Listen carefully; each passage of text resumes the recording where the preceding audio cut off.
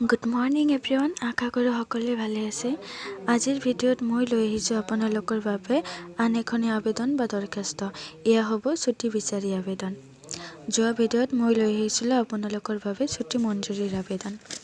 এই ক্ষেত্ৰত প্ৰশ্ন হ'ব পাৰে, ঘৰত তোমাৰ বাইদেউৰ বিয়া থকাৰ বাবে তুমি 2 দিন বিদ্যালয়ত উপস্থিত থাকিব নোৱাৰিবা, যাৰ বাবে তুমি বিদ্যালয়ৰ প্ৰধান শিক্ষয়িত্ৰী মহোদয়ৰ ওচৰত ছুটি বিচাৰি আবেদন লিখা।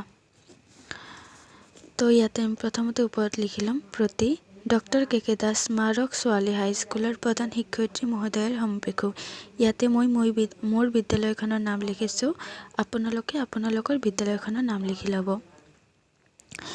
তাৰপিছত বিষয় ছুটি বিচাৰি আবেদন, তাত তলত লিখিব টাং মানে ইয়াতে আপোনালোকে যিটো ডেটত আবেদনখন লিখিব সেইটোহে ডেট দিব।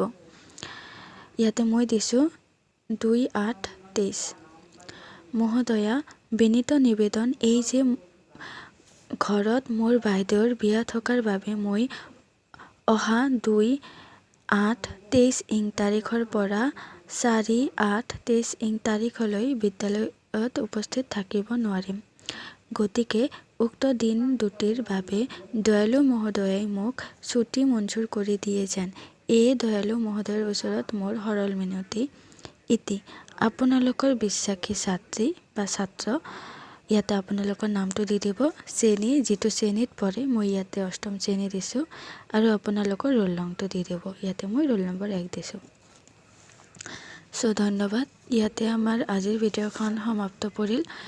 যদি আবেদনটো আপোনালোকৰ উপকৃত হয় তেন্তে নিশ্চয় ভিডিঅ'টো শ্বেয়াৰ কৰিব আপোনালোকৰ বন্ধু বান্ধৱীৰ লগত, আৰু লাইক কৰি দিব।